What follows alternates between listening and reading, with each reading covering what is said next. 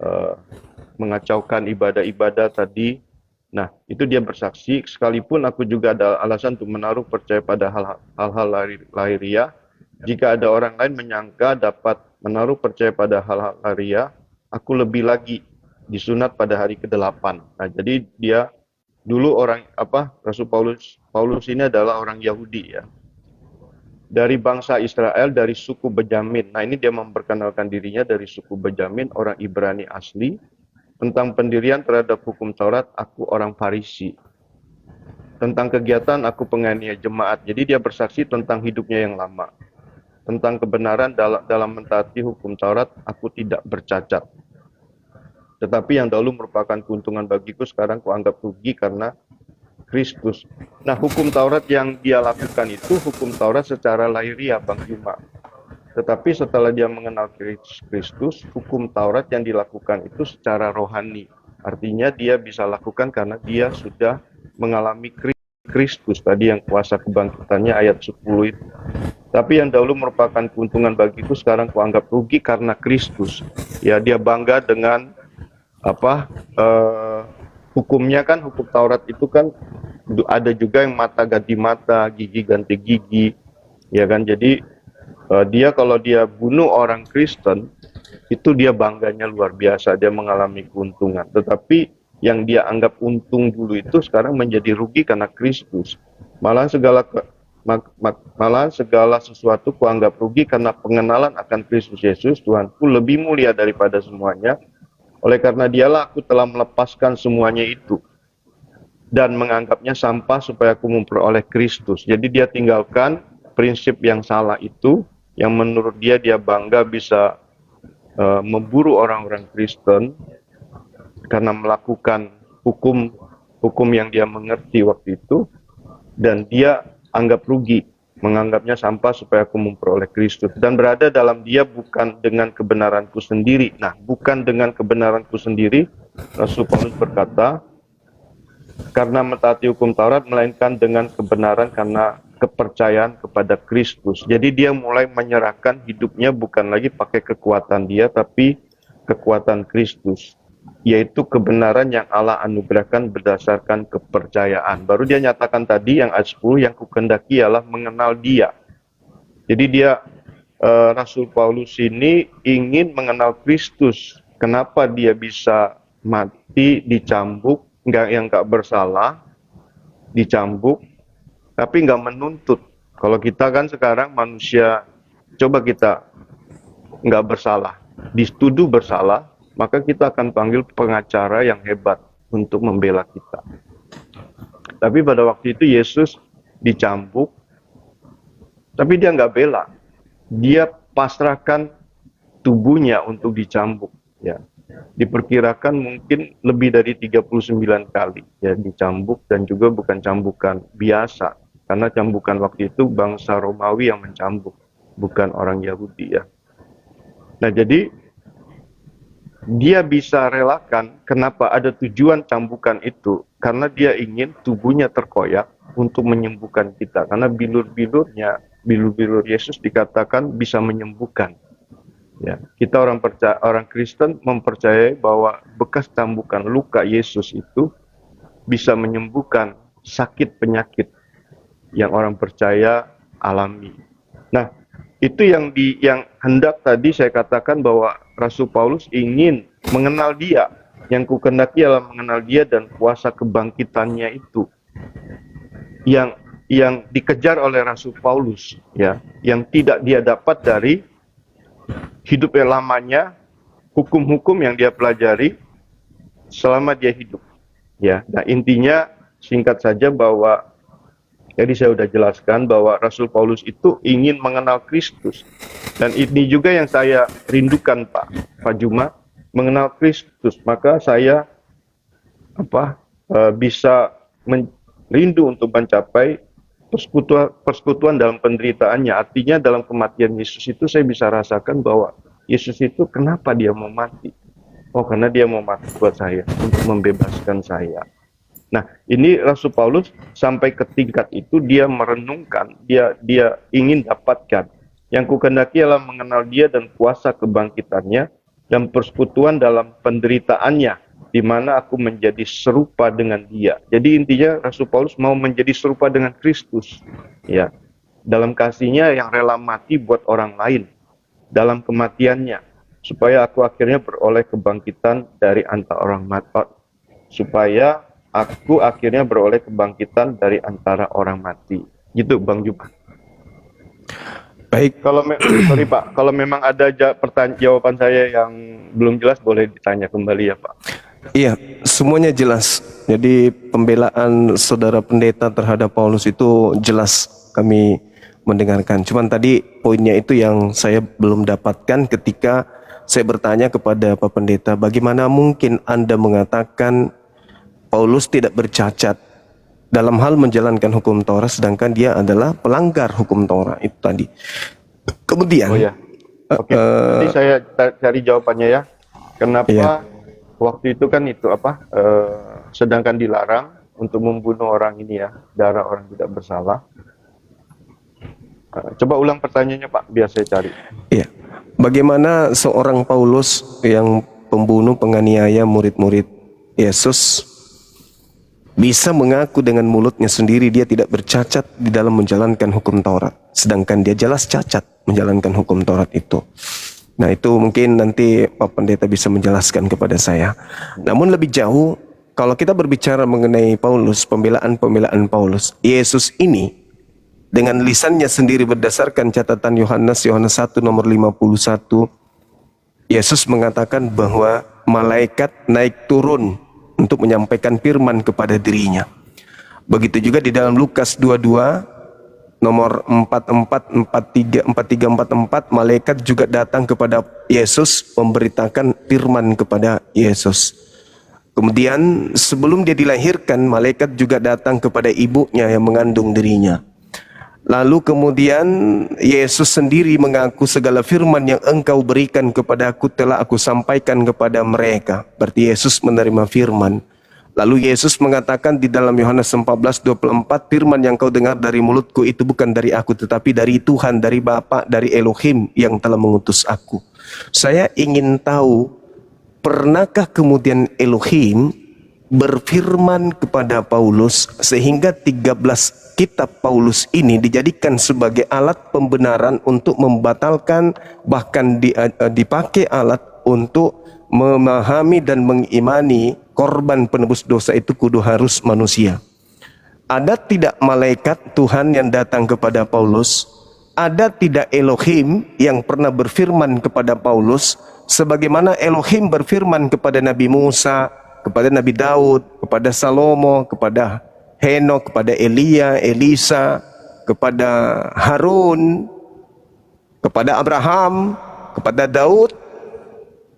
Apakah pernah Elohim datang kepada Paulus? Silakan.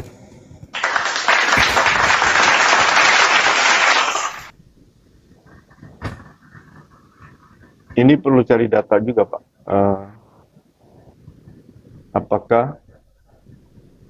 Apakah Tuhan Elohim ya? Apakah Tuhan pernah berfirman kepada Paulus ya? Iya, sampai 13 kitabnya itu benar-benar dijadikan sebagai santapan rohani bagi saudara-saudara kami Kristen. Sedangkan 13 buku ini itu tidak dipandang, tidak dilirik oleh orang-orang Yahudi sampai hari ini. Tapi itu dijadikan sebagai landasan pembenaran untuk menanggalkan iman keyahudian, termasuk pengorbanan binatang dan seterusnya, menuju kepada pengajaran Paulus bahwasanya manusia itu memiliki dosa waris dari Adam dan harus ditebus dengan satu kali saja, yaitu Yesus yang harus mati, disalib dan seterusnya. Karena yang saudara saya paparkan tadi itu cakupannya adalah ajaran Paulus, kita hargai. Sekarang untuk mengatakan bahwasanya ajaran Paulus ini mutlak adalah benar adanya, tentu kami sebagai seorang muslim, sebagaimana Nabi Muhammad kedatangan kemudian malaikat Jibril, menurut pandangan kami sebagai muslim, adakah Paulus dengan kitabnya 13 ini menerimanya dari malaikat Gabriel, sebagaimana Maria kedatangan Gabriel, sebagaimana Yesus kedatangan penyampai firman kepadanya di dalam catatan Yohanes, dan pengakuan Yesus sendiri bahwa malaikat naik turun kepada dirinya dalam Yohanes 1 nomor 51. Itu yang perlu kita jelaskan supaya santapan rohani saudara Kristen ini benar-benar punya kualitas bersumber dari Sang Pencipta langit dan bumi. Satu data aja. Oke. Karena Paulus di dalam Galatia 1 menerangkan bahwa meskipun ada dari malaikat, dari langit, dari surga yang turun ke bumi menyampaikan Injil selain daripada Injil yang kami beritakan, maka terkutuklah dia. Tidak ada malaikat yang datang. Lalu Paulus menerima 13 kitab ini dari mana?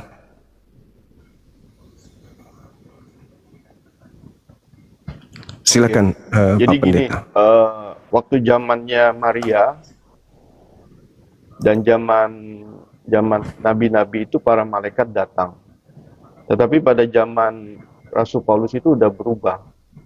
Artinya bahwa Yesus sebelum terangkat ke surga, dan Yesus ada berpesan bahwa kepada murid-muridnya, jangan kau tinggalkan Yerusalem. Yohanes membaptis kamu dengan air, tidak lama lagi kamu akan dibaptis dengan Roh Kudus. Nah, tidak lama sesudah itu sekitar 500 orang itu menyaksikan kenaikan Yesus ke surga. Sudah itu mereka pulang, dan yang menantikan janji Bapa itu adalah cuma 120 orang. 380-nya pulang ke rumah masing-masing. Jadi 120 orang. Nah, terjadilah di Kisah 2 1-4 itu 120 orang itu berkumpul. Nah, selama 10 hari di hari Pentakosta itu 120 orang itu mengalami kepenuhan Roh Kudus. Maka turunlah dari langit suatu bunyi seperti tiupan angin keras yang memenuhi ruangan itu. Dan tampaklah lidah-lidah api bertebaran dan hinggap pada mereka masing-masing. Maka mereka penuhlah dengan Roh Kudus dan mereka mulai berbahasa-bahasa lain. Nah, itu yang terjadi di loteng Yerusalem. Nah, jadi sejak itulah mereka semua diurapi oleh Roh Kudus. Nah, yang Pak Juma tanyakan, apakah ada malaikat yang datang ke Rasul Paulus? Saya belum ketemukan datanya. Tetapi penulisan 13 surat itu yang tadi disampaikan itu adalah yang Rasul Paulus dapatkan melalui pengurapan Roh Kudus, Pak. Pengurapan Roh Kudus yang dia dipenuhi oleh Roh Kudus, dia diurapi Roh Kudus, baru dia tulis surat itu. Gitu, Bang Juma. Iya, oke. Jadi tak ada malaikat datang kepada Paulus. Belum datanya saya belum dapat. Nanti saya cari. Kalau memang ada malaikat, tapi sementara ini yang saya bisa kasihkan ini narasinya bahwa Roh Kudus lah yang mengurapi dia sehingga dia bisa tulis surat itu. Oke, baik. Ada hal menarik memang di sini, Bang. Yang pertama, ketika Yesus menasihati muridnya Bani Israel. Apa nasihat Yesus di dalam Yohanes 16? Aku memang harus pergi.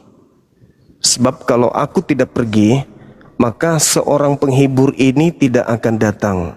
Ya. Berarti menurut Yesus, yang datang setelah Yesus pergi adalah Roh Kudus. Betul. Di mana Roh Kudus ini akan datang kepada seorang penghibur.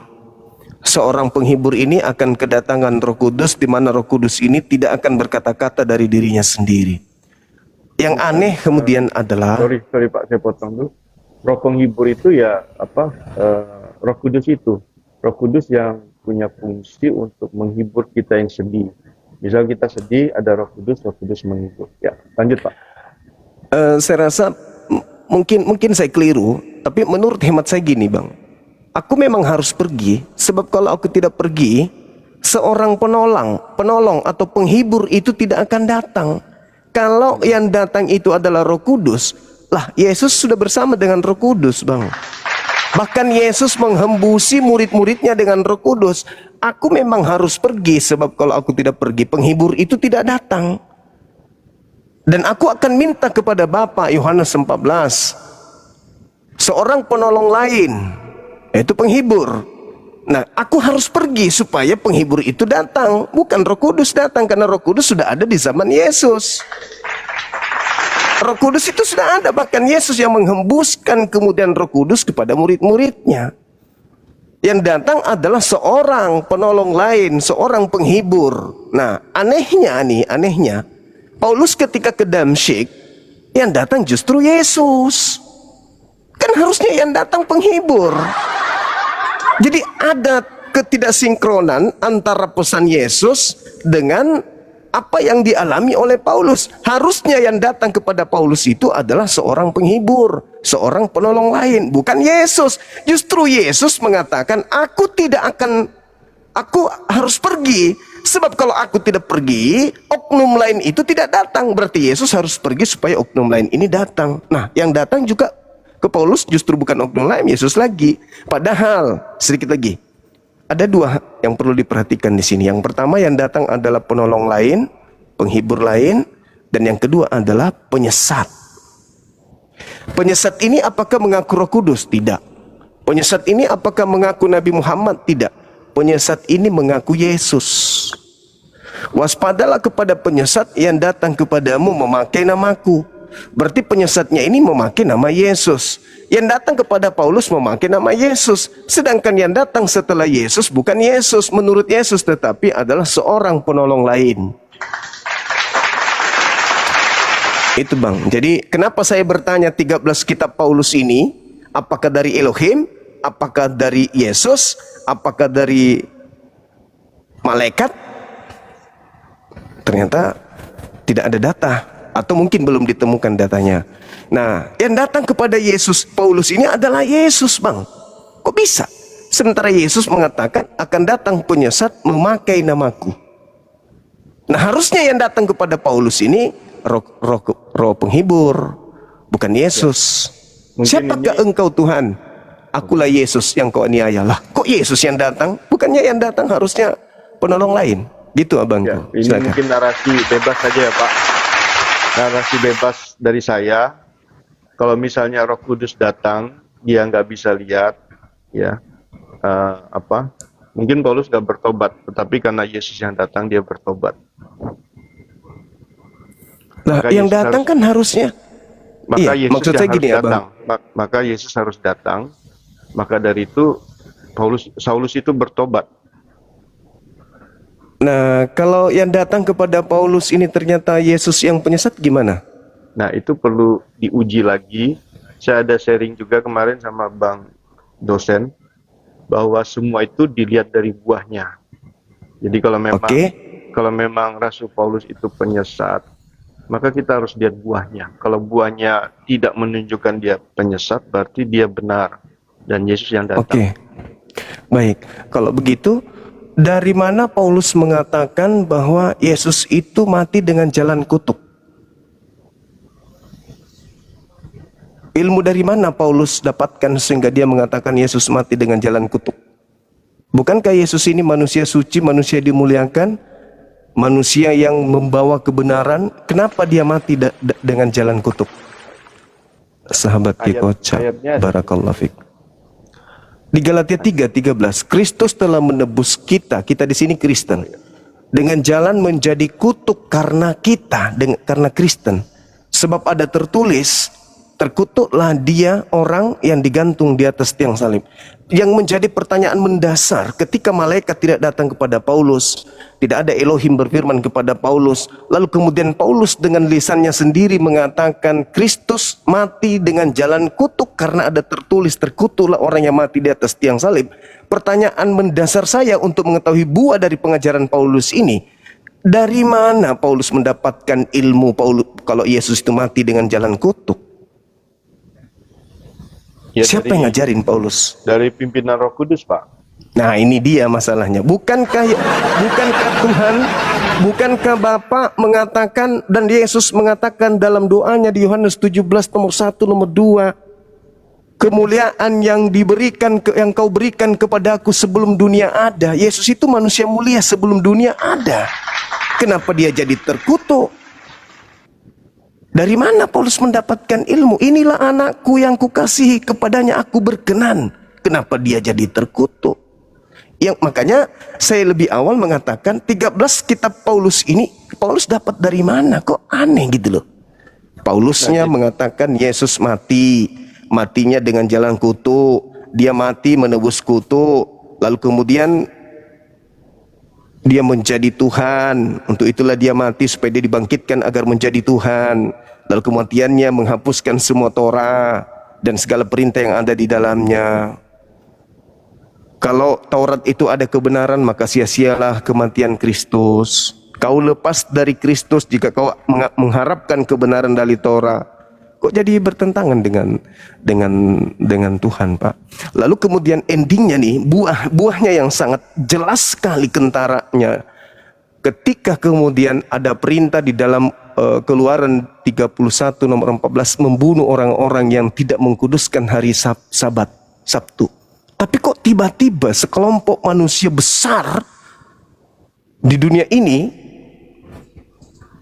beribadah pada hari Minggu tanpa ada perintah dari Elohim. Nah ini ada kekuatan yang kemudian menggiring manusia dari keturunan Adam untuk menyembah kepada Kristus pada hari Minggu tanpa perintah, membawa-bawa nama Kristus.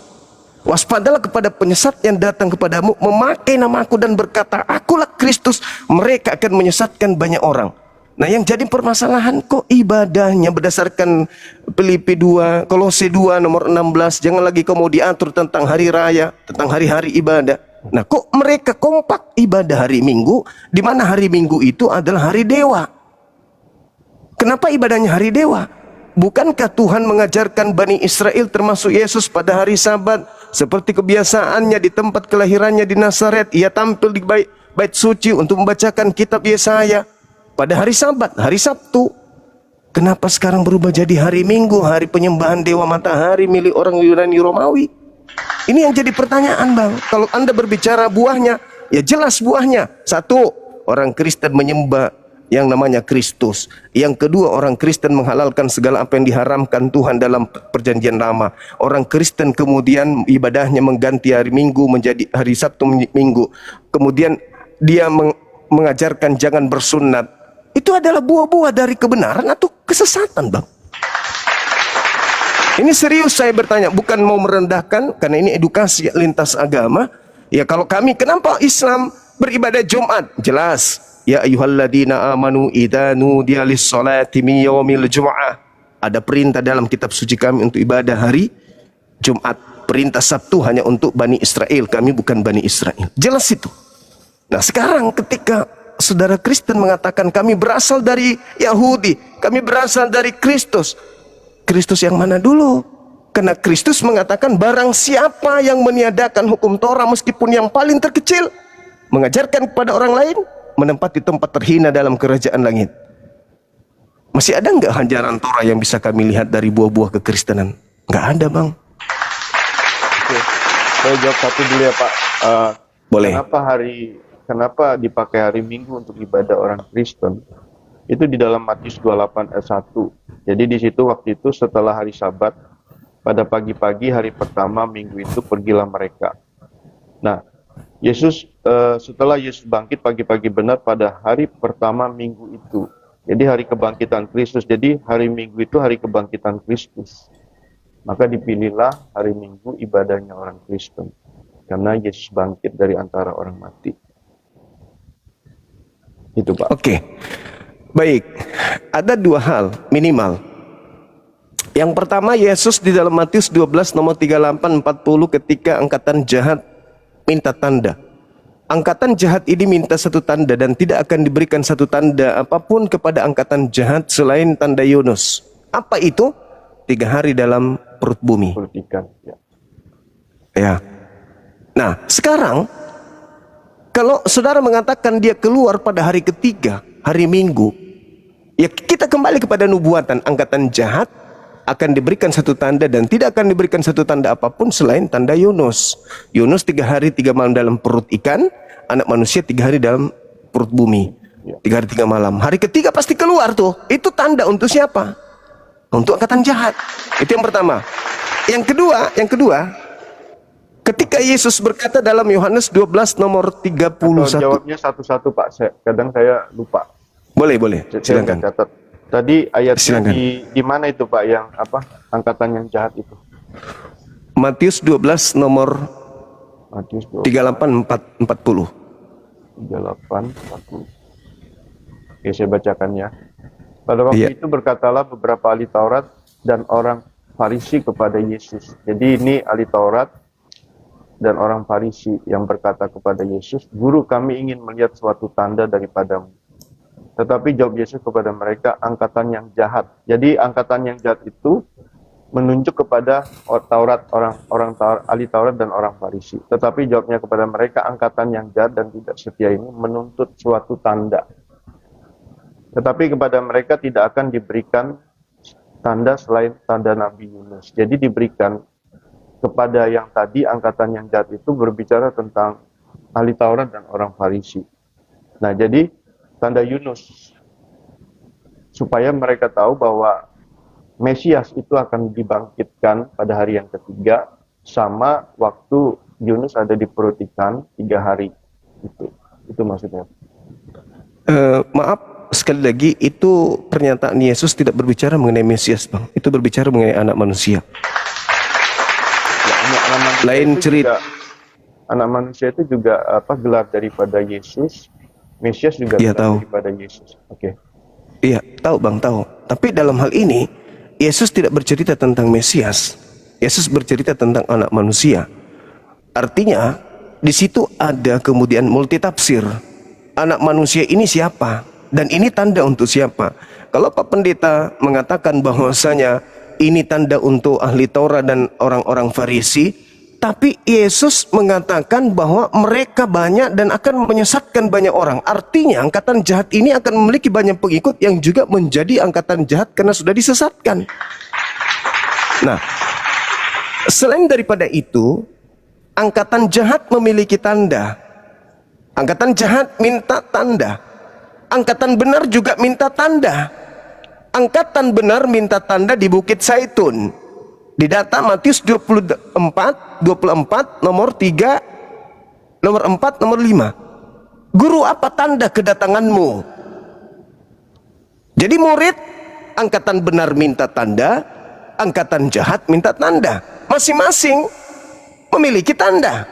Tanda angkatan jahat, anak manusia akan keluar dari kubur. Tanda angkatan benar, anak manusia akan keluar dari tengah langit. Sekarang Kristen posisinya di mana? Kristen ikut kepada angkatan jahat. Tanda anak manusia akan keluar dari perut bumi. Sedangkan Yesus berkata dalam Yohanes 12 nomor 31, sekarang juga dunia akan dihakimi. Sekarang juga penguasa dunia yaitu iblis akan dilemparkan keluar. Nah, dilemparkan keluar dari mana iblis ini? Sedangkan di dalam Yesaya 14 nomor 15, iblis dilemparkan masuk ke dalam dunia orang mati, ke dalam kubur yang paling dalam. Nah, sedangkan angkatan Yohanes 12 ayat 3 ya. 31. Oh, 31. Di situ sekarang berlangsung penghakiman atas dunia ini. Sekarang juga penguasa dunia ini akan dilemparkan keluar. Dan aku apabila aku ditinggikan dari bumi, aku akan menarik semua orang. Terus ya, oke. Iya. Jadi kata Yesus, angkatan jahat itu minta satu tanda. Tandanya adalah anak manusia sama seperti Yunus. 3 hari dalam perut ikan, hari ketiga keluar. Anak manusia dari bumi keluar. Itu tanda untuk angkatan jahat. Nah, sekarang ketika dikatakan oleh Yesus sekarang juga dunia dihakimi, penguasa dunia adalah iblis dilemparkan keluar, muncul pertanyaan. Angkatan jahat sekarang juga. Sekarang itu artinya zaman Yesus. Sekarang juga dunia dihakimi. Sekarang juga penguasa dunia dilemparkan keluar. Dari mana? Dari goa, dari kubur. Berdasarkan 2 Petrus 2 dari goa. Berdasarkan Yesaya 14, 15 dari alam kubur. Bukankah korban yang mati di atas salib itu dikuburkan di dalam goa milik Yusuf Arimatea? Ya. Bukankah kemudian di dalam pengajaran Yesaya 14 nomor 15, iblis dilemparkan ke dunia orang mati ke dalam kubur yang dalam? Lalu Yesus memberikan tanda angkatan jahat anak manusia 3 hari 3 malam berada dalam perut bumi. Berarti dia akan keluar dari perut bumi pada hari ketiga. Dan saat itu juga artinya sesaman dengan Yesus. Ada yang keluar dari perut bumi, yaitu penguasa dunia. Dan bukankah endingnya ketika ada yang keluar dari perut bumi, apa kata dia? Kepadaku telah diberi kuasa. Ketika Yesus mengajar selama 3 tahun penginjilan, pernah tidak Yesus mengatakan kepadaku telah diberi kuasa baik di langit maupun di bumi? Gak pernah. Yang pernah mengatakan kepadaku telah diberi kuasa itu iblis. Di mana? Di dalam Lukas 4 nomor 6 nomor 7. Apa kata iblis? Yesus, segala kuasa yang aku perlihatkan kepadamu akan aku berikan kepadamu jika engkau menyembah aku, sebab segala kuasa ini telah diberikan kepadaku dan aku berkuasa memberikan kepada siapapun yang aku kehendaki. Itu kata siapa? Kata iblis. Yesus terima enggak kuasa itu? Enggak. Iblis mengatakan, aku berkuasa memberikan kepada siapapun yang aku kehendaki. Sangat boleh jadi ketika yang disalib ini bukan Yesus, lalu iblis memberikan kuasa kepada yang menggantikan Yesus ini, lalu dia keluar dari kubur lantas mengatakan kepadaku telah diberi kuasa. Saudara-saudaraku Kristen yang berasal dari orang non-Yahudi mengakui itu Yesus, sah-sah saja. Tetapi orang Yahudi mau enggak menerima Elohim yang keluar dari kubur? Tentu tidak. Kenapa justru orang Roma Yunani yang menerima itu? Kenapa orang Yahudi enggak menerima, oh Tuhan kita keluar dari kubur? Kenapa justru orang Roma Yunani yang menerima itu? Karena konsep Roma Yunani, dewa bisa turun ke bumi jadi manusia. Begitu saudaraku. Jadi kembali kepada yang saya pertanyakan tadi, saudara Kristen saya yang saya kasihi, kita menghargai ini, kita berbicara lintas iman. Jadi jangan tersinggung ketika Bang Suma membahas tentang Bible. Itu hanya edukasi. Dan saya yakin saudara Kristen memiliki jawaban-jawaban yang bisa mempertebal iman saudara Kristen. Ini saya menyatakan hanya sebagai seorang Muslim di luar daripada imannya orang Kristen. Yang tentu orang Kristen lebih paham iman mereka sendiri. Silakan. Jadi kenapa bangsa Yahudi tidak menerimanya? Karena mereka berharap Mesias yang datang itu Mesias yang gagah perkasa, seorang Allah yang Maha Kuasa. Tetapi Yesus datang sebagai bayi, harus mengalami salib, mati di atas kayu salib. Jadi bukan apa yang diinginkan oleh bangsa Yahudi, Bang Juma. Jadi maka dari itu mereka nggak bisa terima Yesus yang adalah Mesias yang mengaku Mesias.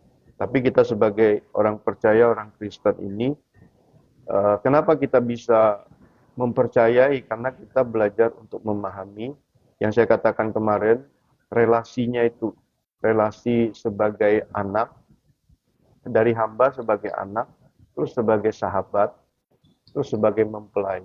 Nah, mempelai itu kan lebih dalam lagi tentang relasi. Jadi, bagaimana kita bisa hidup bahagia sebagai suami istri apabila pasangan hidup itu saling memahami, saling mengerti. Kenapa dia begini, kenapa dia begitu. Oh, dia lagi bad mood.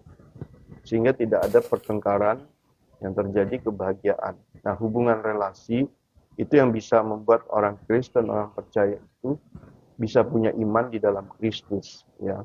Memang nggak mudah untuk memahami Tuhan yang dimana kita punya otak ini sebesar telapak tangan kita aja untuk bisa memahami begitu luar biasanya Tuhan ini.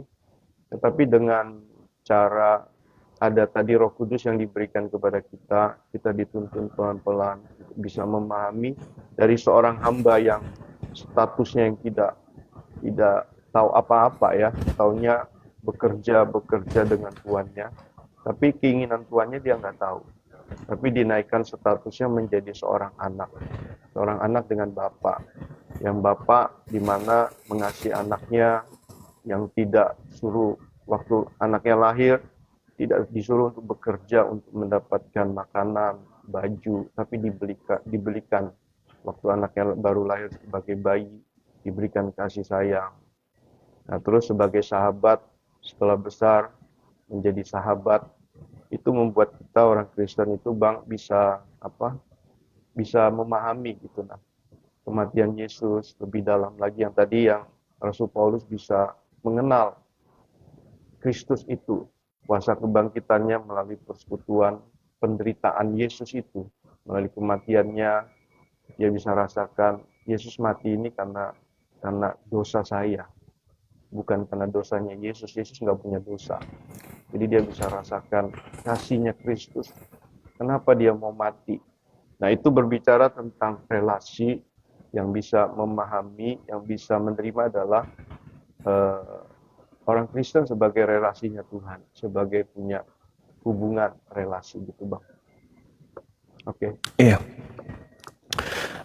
Baik, saudaraku ya, saya sangat-sangat menghargai keputusan yang saudara sampaikan terkait dengan iman, terkait dengan Paulus sebagai junjungan, sebagai teladan bagi saudara Kristen saya yang saya cintai. Namun lagi-lagi nih sebagai seorang Muslim, karena Islam itu kan disempurnakan agamanya munculnya belakangan di abad ke-7.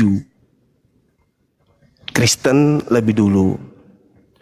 Kedatangan Islam itu menurut Islam, menurut kami Muslim, itu sebagai jalan untuk menyelamatkan orang-orang yang kemudian memahami sebuah keyakinan, ya, di mana keyakinannya itu berlandaskan kepada ajaran terdahulu sebelum Islam itu datang. Itu pasti.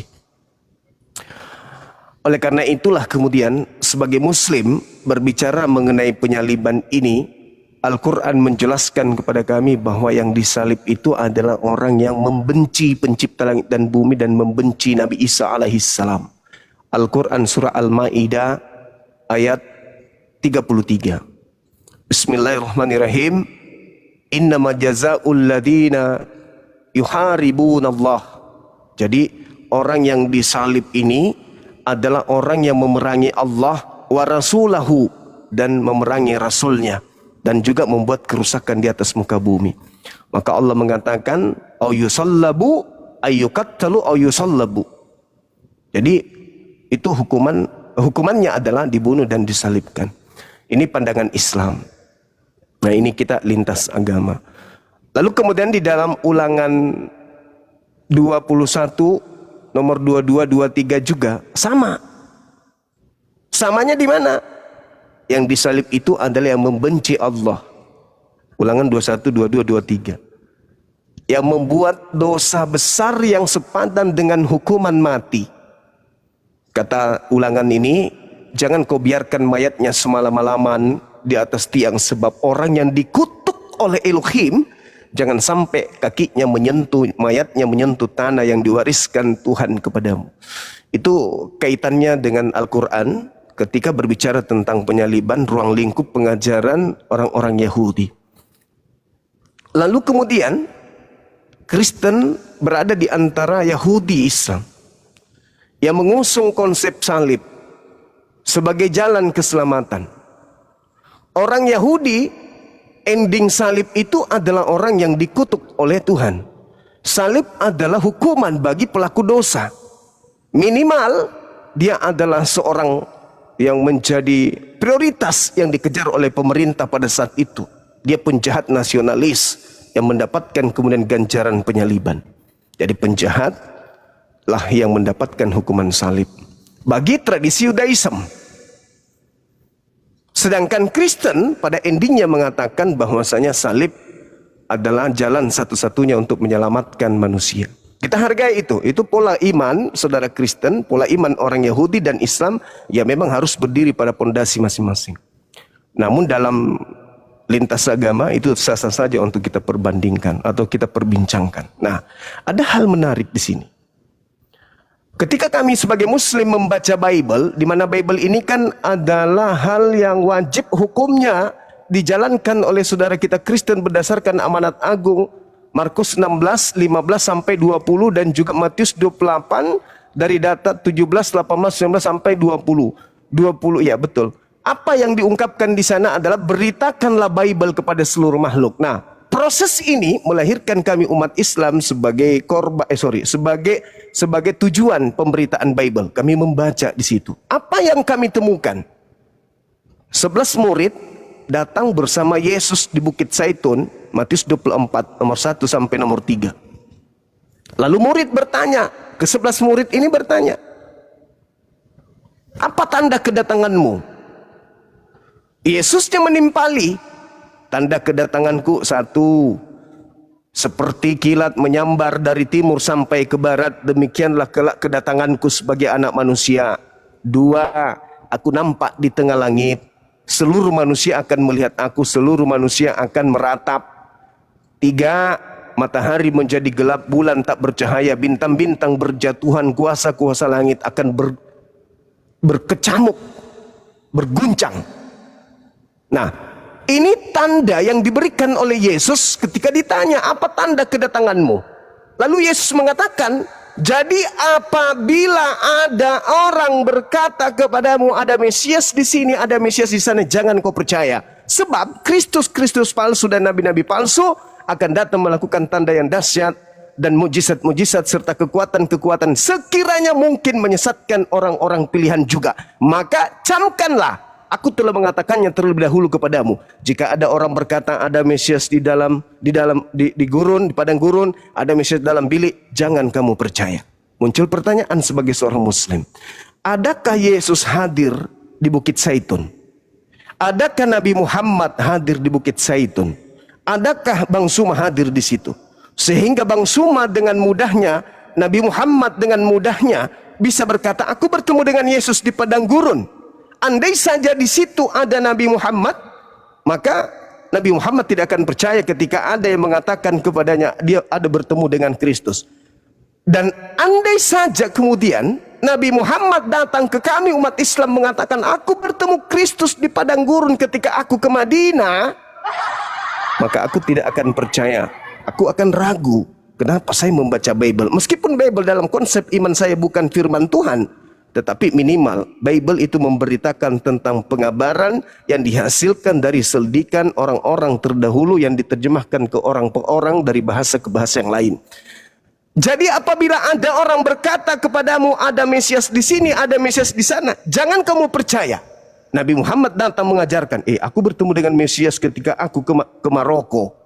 Aku tidak percaya. Begitu juga ketika Paulus mengaku, aku bertemu dengan Kristus ketika aku ke Damsyik. Aku bertemu Yesus ketika aku di dalam penjara. Saya meskipun bukan murid Yesus pun tak percaya. Apalagi murid-murid Yesus yang sudah mendapatkan peringatan. Apabila ada orang yang datang kepadamu mengaku bertemu Kristus di padang gurun, di dalam bilik, jangan kau percaya. Yesus kemudian datang tuh setelahnya, mengaku bertemu Kristus ketika ke Damsyik. Nasihat Yesusnya kepada ke-11 murid, percaya atau jangan percaya? Makanya orang Yahudi sampai hari ini tidak menjadi Kristen. Yang percaya kalau Paulus bertemu dengan Kristus di padang gurun bukan murid, tetapi orang Roma dan orang Yunani. Nyebrang ke Belanda, nyebrang ke Indonesia. Tapi orang Yahudi sampai hari ini tetap ibadahnya sinagoge, ibadahnya sabat, kitabnya Tanakh, ibadahnya hari Sabtu, hari Sabat, nyembahnya kepada Elohim, dan tidak menjadi Kristen. Yang menjadi Kristen adalah yang percaya terhadap pemberitaan Paulus bertemu Kristus di padang gurun. 11 murid dan pengikutnya, keturunannya tidak percaya itu. Itu pandangan saya sebagai seorang Muslim yang agamanya datang belakangan. Silakan Bang. Saya tutup kamera, minum dulu. Oke, ada ayat yang nabi palsu ya. Nabi palsu.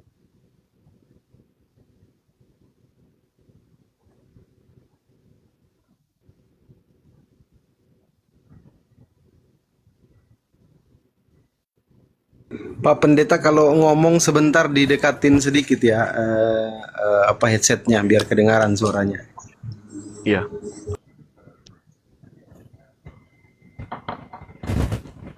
Nggak seru kalau belum belum on cam. Iya, lagi minum dulu Bang Zuma, biar dia minum dulu beliau. Lanjut Pak Pendeta. Berarti kalau minum nggak boleh ya, harus on. Silakan. Kami. Oke, jadi Iya, apa? gigi saya malu saya bang. Kalau saya minum gigi saya nyangkut di gelas. Nanti konsentrasi penonton lari ke gigi nanti. Lanjut. Oke. Nah, jadi kembali lagi Rasul Paulus yang kita dia katakan bahwa dia ketemu Yesus ya. Kembali lagi bahwa kita harus melihat kembali menguji. Jadi kita sebagai orang Kristen juga tidak langsung percaya. Tapi kita harus uji apakah betul itu dari buahnya nanti memang Yesus yang datang atau Yesus yang lain gitu. Nah, maka dari itu kita sebagai orang Kristen, Alkitab juga mengajarkan bahwa segala sesuatu itu perlu diuji. Jadi nggak langsung harus percaya. Jadi diuji. Nah, kalau memang buahnya benar, ya kita sebagai orang Kristen percaya, Bang Juma. Iya, baik saudaraku. Jadi gini, abang usianya berapa sekarang? Kira-kira berapa, Bang? Kalau saya lihatnya sih 35 sampai 40 mungkin ya. Mungkin adik saya barangkali. Kalau saya sekarang sudah 40-an. Iya. Awet 46. awet muda saya, Bang. Saya 50. Ah, Masya Allah, subhanallah. Iya, iya karena hatinya nggak ada penyakit kelihatannya sih. Dari wajahnya tercermin hatinya baik. Jadi gini abangku, dari buahnya, kenapa saya bertanya umur? Andai saja kita ini lahir di Indonesia, pada zaman penjajahan Indonesia belum merdeka, yang melakukan teror, pengoboman, pembunuhan, penjarahan, perampasan hak, membuat anak-anak menjadi yatim piatu dan juga wanita menjadi janda, itu adalah orang-orang yang notabene-nya ibadah di gereja pada hari Minggu. Dan tidak mungkin pada saat yang waras kita diajak pada zaman penjajahan untuk menjadi pengikut penjajah, itu kita mau, nggak mungkin. Sehingga dengan kesimpulan kita akan mengatakan ini buah. Buah apa ini?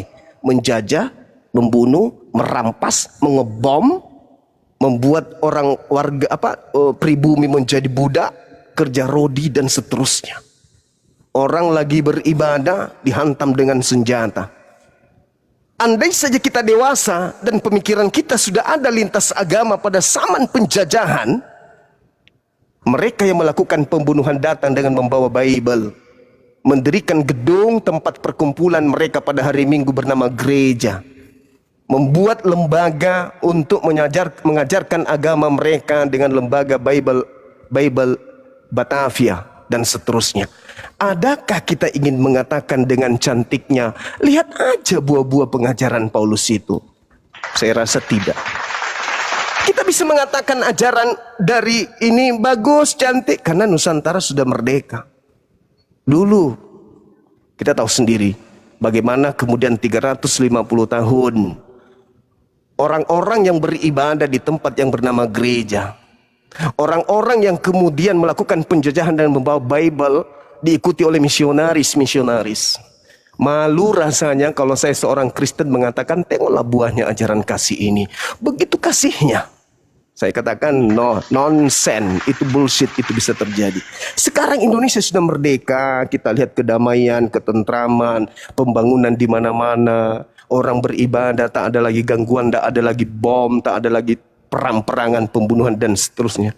Itu karena apa? Berkat apa? Karena kita berhasil mengusir orang-orang yang notabene-nya menjadi tunggangan daripada orang yang mengajarkan agama kita ini.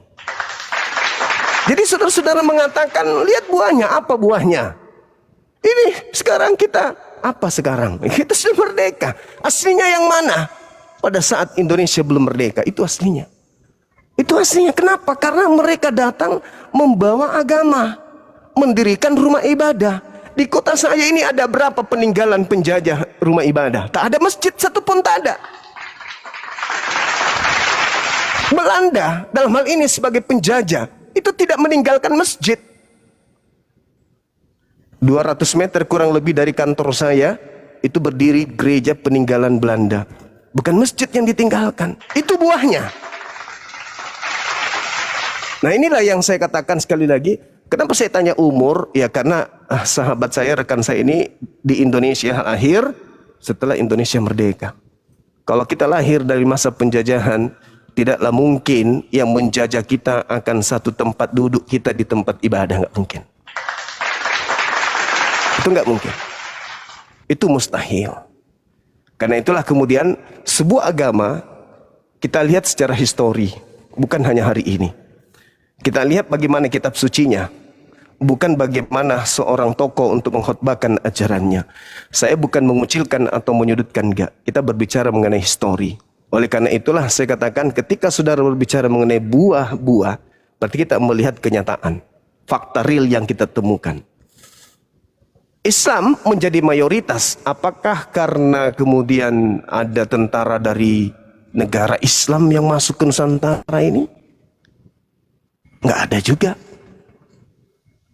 Nah, lantas kenapa tetap aja minoritas mereka yang kemudian datang ke Nusantara ini dengan gaya modernisasi dari segala aspek, minoritas tetap minoritas? Mungkin karena mereka memberikan bekas luka kepada Nusantara ini, sehingga orang-orang yang tahu sejarah tidak kemudian mengalami perpindahan akidah atau agama dari agama nenek moyang kita, animisme, menuju kepada agama yang dianut oleh penjajah tersebut.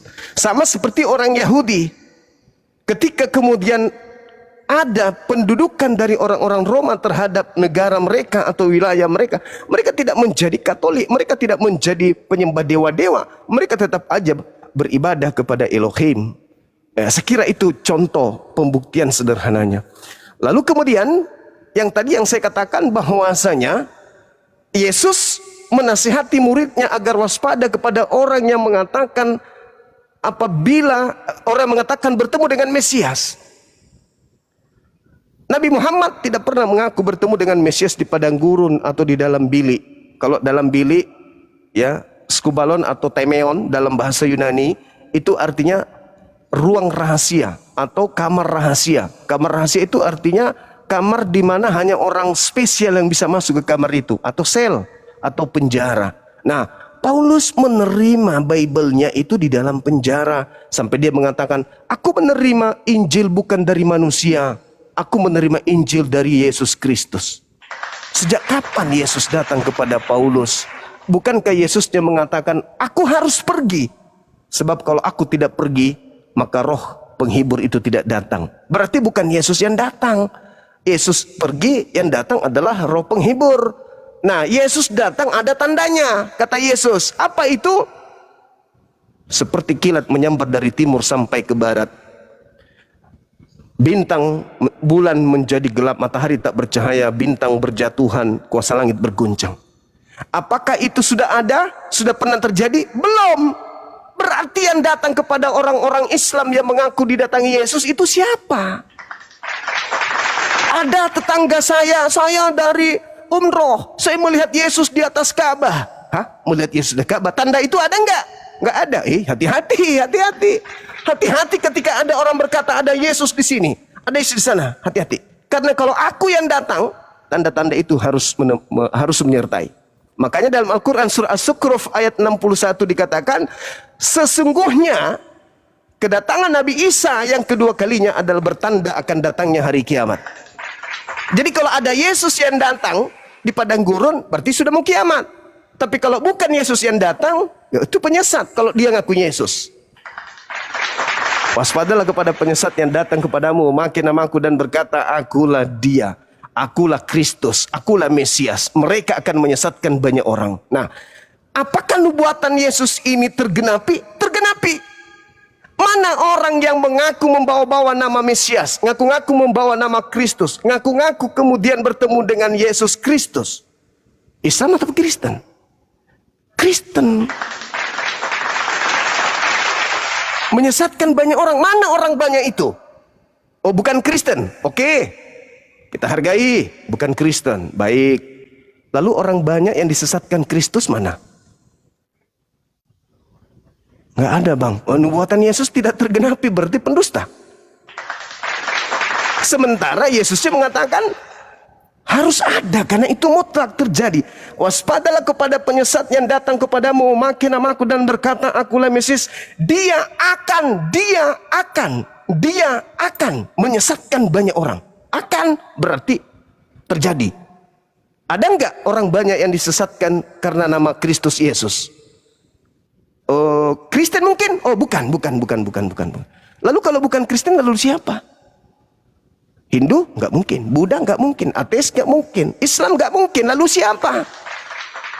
Ya, mungkin ini menjadi PR untuk kita bersama. Siapa orang banyak ini yang telah disesatkan dari ajaran Tuhan dengan memakai nama Yesus sebagai tamengnya.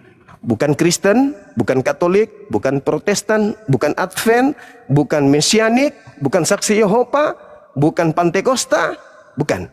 Oke, kalau begitu kita cari siapa kandidatnya. Demikian saudaraku. Lanjut. Ya.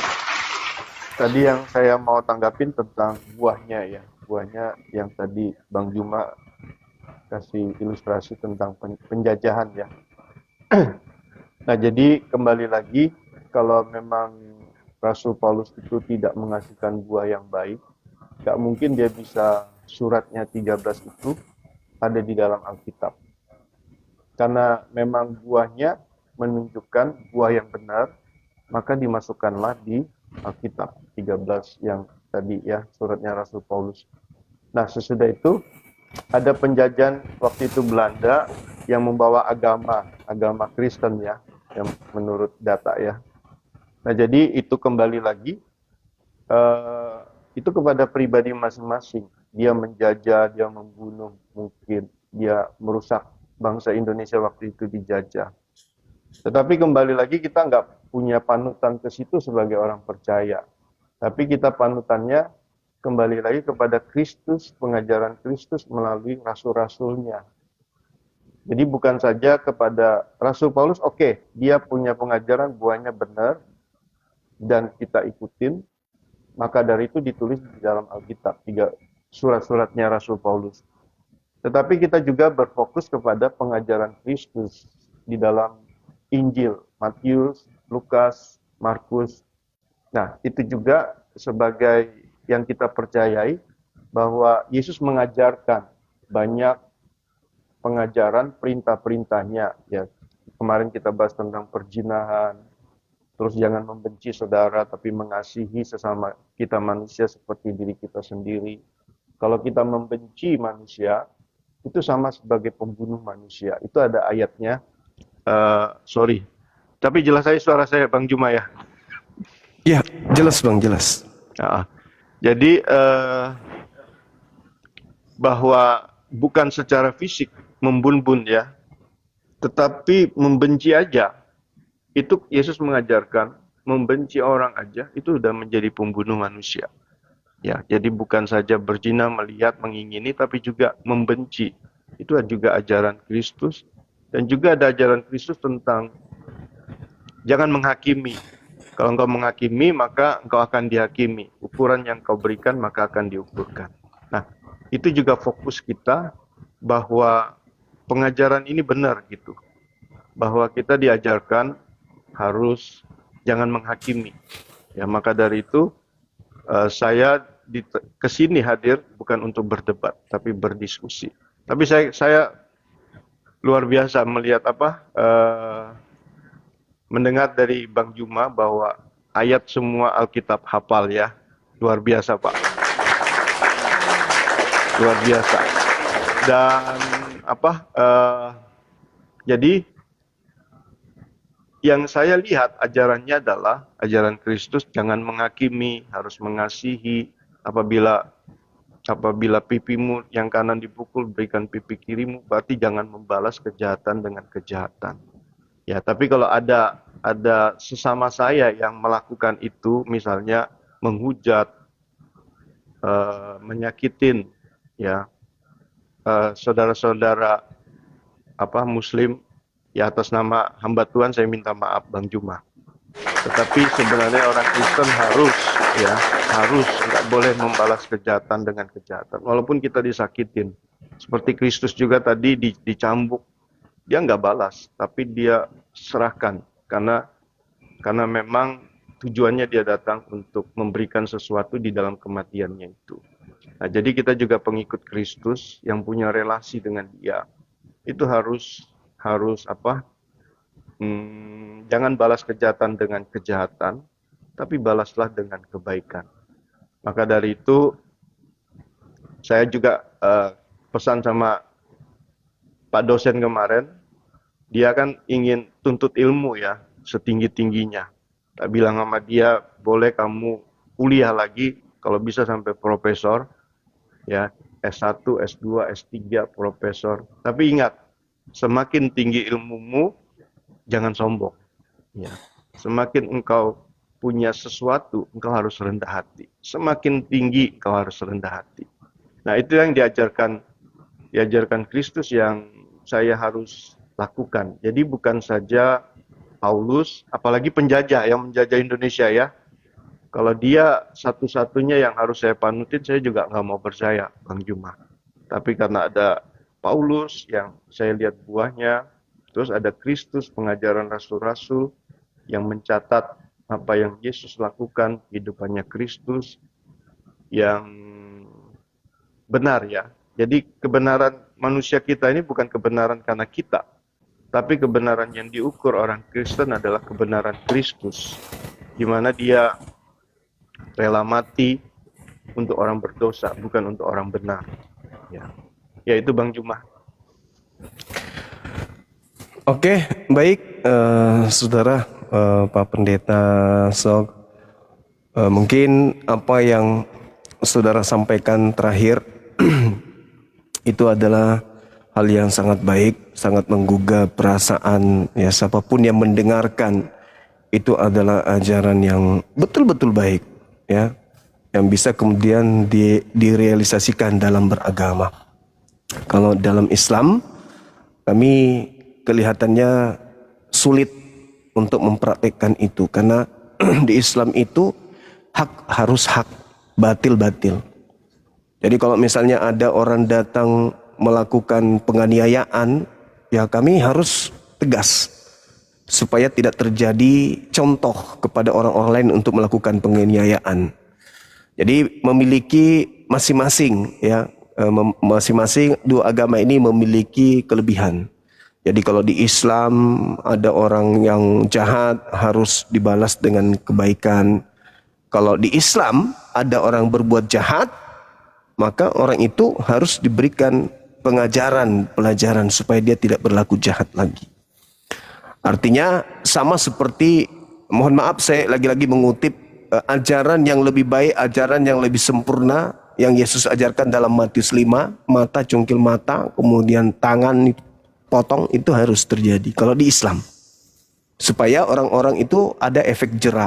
Misalnya ada si fulan melakukan pencurian, lalu kita kasihi dia mencuri, dia melakukan pembunuhan, kita maafkan, kasihi. Bukan cuma satu orang yang mampu melakukan aksi kejahatan seperti itu, ada banyak, cuman tempatnya aja yang kurang, orangnya banyak. Ketika kita kemudian membiarkan, memaafkan, menyantuninya, mengasihinya, kita biarkan kemudian dia pergi berlalu, maka tunggulah akan datang 1000 orang yang akan melakukan hal yang sama. Artinya kita dalam pandangan Islam ya membiarkan kemaksiatan itu terjadi. Kalau di Islam tidak. Hak batil. Kalau dikatakan itu salah, tidak boleh kau lakukan, harus ada ganjaran. Maka diberi ganjaran, efek jerah, kamu gak boleh lagi melakukan, dan akan dicontoh oleh calon pelaku yang lain. Bahaya ini, kalau kita lakukan bahaya. Akhirnya mereka urung untuk melakukan maksiat. Itu dalam Islam, itu dalam syariat Islam. Nah, sedangkan kalau di ajaran saudara kita Kristen itu kelebihannya luar biasa, yang mengasihi, memberikan pipi kiri ketika ditampar yang kanan. Oh, saya sebagai Muslim sulit untuk mempraktekkan itu. Coba aja bang, tampar saya pasti kutangkis, apalagi saya dan dua belah diri kan ya, pasti kutangkis. Tidak akan kuizinkan muka saya itu dijama dengan tamparan, karena itu adalah harga diri. Anak-anak saya mengatakan nanti, abah mendidik saya tapi ditampar orang kok nggak melawan, malah kasih pipi kirinya lagi. Itu nggak mungkin. Bagi saya sebagai seorang muslim itu adalah harga diri. Tapi ada sisi kebaikannya juga. Ada sisi kebaikannya, karena ketika abang ditampar, kata pak, abang tidak melawan, orang akan memberikan apresiasi, wah orang ini sabar kali gitu ya. Nah, itu sisi kebaikannya. Saya hargai masing-masing kita punya kelebihan terhadap ajaran kita. Makanya mungkin karena Islam mayoritas di Nusantara ini, ketika ada penjajah datang, kami tidak memberikan ruang untuk bernapas panjang di Nusantara. Bahu-membahu kemudian mengajak orang-orang non-muslim juga, diantaranya Kristen juga, untuk berjuang melawan penjajah. Tidak boleh kita izinkan penjajah untuk menginjak-injak harga diri kita sebagai anak Nusantara, sehingga berhasil. Nah, sekiranya mungkin ajaran yang abang saya ini anut, begitu datang penjajah, mayoritas penduduk Indonesia itu adalah sama seperti ajaran saudara, maka kemungkinan Indonesia ini tidak berdiri. Kenapa? Kita akan memberikan apapun yang kita punya kepada penjajah. Kita akan dikuasai, ya seperti halnya apa yang kita ajarkan tadi. Apabila orang meminta barangmu, berikanlah dan jangan kau minta kembali. Dikasih pipi kiri, ditampar pipi kanan, kasih aja, kasihilah dia dan seterusnya. Lakukanlah sesuatu seperti orang lain ingin melakukan terhadap diri lu. Ya, saya rasa Indonesia nggak ada, tapi mungkin menjadi negara yang lebih besar lagi. Mungkin nama negaranya apa bagusnya ya? Indo Belanda kali ya. Jadi masing-masing punya ini, punya kelebihan. Ya. Begitu abangku. Ya, terus ya. Jadi di dalam kekristenan itu, Bang Juma, ada juga yang namanya disiplin. Jadi ada juga yang namanya kasih atau belas kasihan. Jadi ada waktunya kita mendisiplin, ada waktunya juga memberikan belas kasihan. Jadi harus seimbang. Nah, jadi ada juga di Alkitab dikatakan Allah kita itu nggak mau dipermainkan. Apa yang kamu tabur, itu yang kamu akan tuai. Jadi perbuatan kita lihat mungkin kasih ya, lembut, mengalah. Tapi juga ada disiplin, bahwa Tuhan tidak mau dipermainkan. Jadi apa yang kita tabur itu kita juga akan tuai gitu. Gitu Bang. Iya. Oke. Saya rasa luar biasa memang ya. Kajian-kajian kita ini luar biasa. Mungkin lain waktu kita bisa lanjut. Ya. Kelihatannya, atau mungkin Pak Pendeta masih mau diskusi dengan teman-teman kita yang lain. Waktu dan tempat saya persilahkan. Assalamualaikum. Waalaikumsalam. Assalamualaikum. Dan Dito. Bang, izin Bang Juma, izin tadi. Saya baru dapat ilmu tadi kan Bang Juma di Kristen tadi katanya ketika mencuri cungkil mata ya Bang ya. Tadi kata Yesus Bang ya. Potong tangan. Cungkil mata ya Bang. Apa tadi Bang? Potong tangan ya. Kok sama ya Bang di Al-Quran Bang? Kok sama? Iya. Maksudnya yang disebutkan Yesus di Al-Quran Al-Maidah 38. Adapun orang laki-laki perempuan yang mencuri, potonglah tangan keduanya. Kok sama ya Bang? Iya. Itu kebetulan ajaran Yesus. Sama. Ajaran Yesus kok sama ke Islam gitu Bang? Kebetulan. Artinya ayat tersebut sama seperti di Al-Quran. Apabila ada orang laki-laki perempuan, potonglah tangannya apabila mencuri. Yesus juga gitu Bang? Iya. Katanya Bang. Matius 5 nomor 20, jika hidup keberagamaanmu tidak lebih baik dari ahli Taurat dan orang Farisi, kamu tidak akan masuk ke dalam surga. Maka ya cungkil mata, potong tangan, kayak gitulah. Tapi saudara kita Kristen lebih menitip beratkan kepada kasih. Itu kita hargai. Izin Gurunda Zuma, izin Bang Zuma ya. Pak Pendeta izin dong satu pertanyaan. Maksud kasih itu ketika ada orang bawa misalkan contoh senjata, kita bawa teh dengan biskuit begitu sama mereka gitu ya maksudnya. Kalau ada yang datang bawa pedang sama kita, kita bawa teh sama biskuit gitu, kasih ke mereka. Ditebaslah kita. Ya kalau bisa itu gimana? Bang, ya, maksudnya Pak dosen kalau ada orang bawa senjata sama pisau ya kita jangan datangin, kita kabur aja.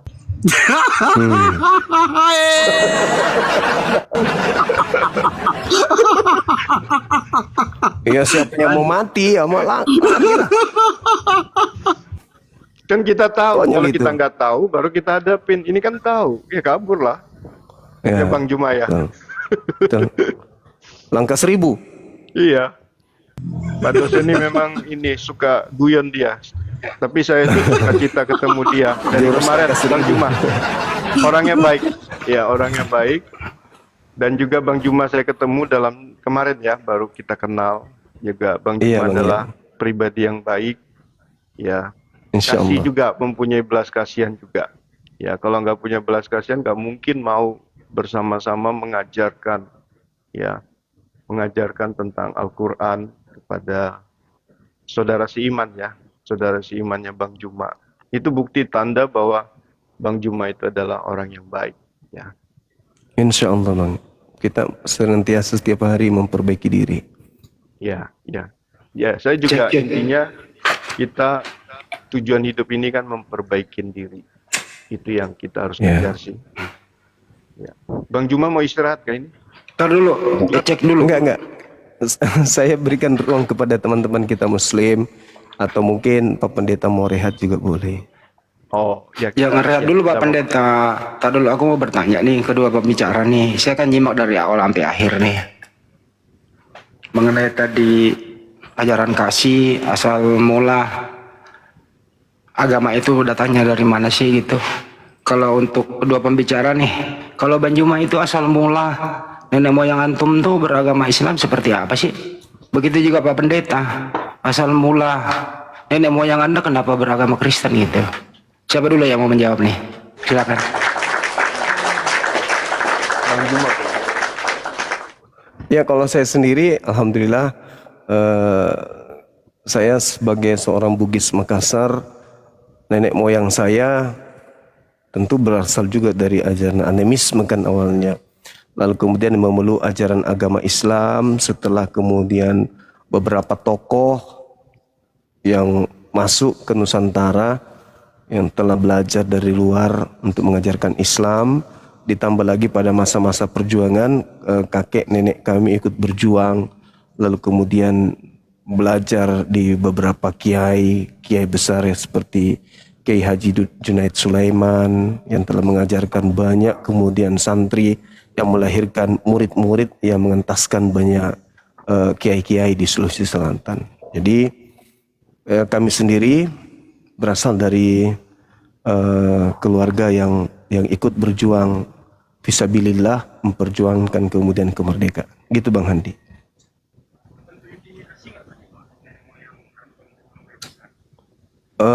Ya enggak lah, enggak ada intimidasi kepada nenek kami untuk belajar Islam, karena Islam itu disebarkan dengan rahmatan lil alamin.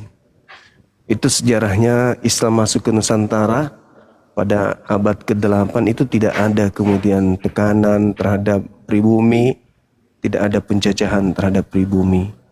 Dan mungkin karena di belakangnya tidak ada kepentingan ekonomi kali ya. Berbeda dengan Belanda kan memang kepentingan ekonomi, bukan kepentingan agama. Seperti itu Bang Handi. Oke, makasih. Kalau Pak Pendeta, asal mula Pak Pendeta nih kok bisa beragama Kristen sekarang? Dari mana datangnya itu? Silakan Pak Pendeta. Ya, kalau saya orang tua bukan Kristen, tapi penyembah berhala. Ya, jadi bukan Kristen.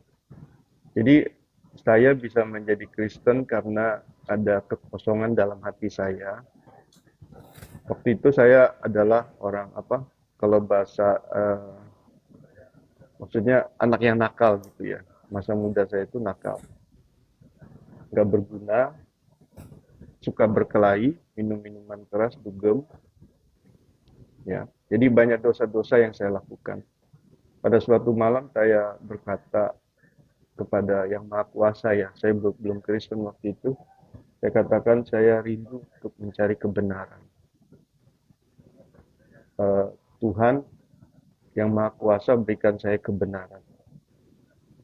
Dari situ saya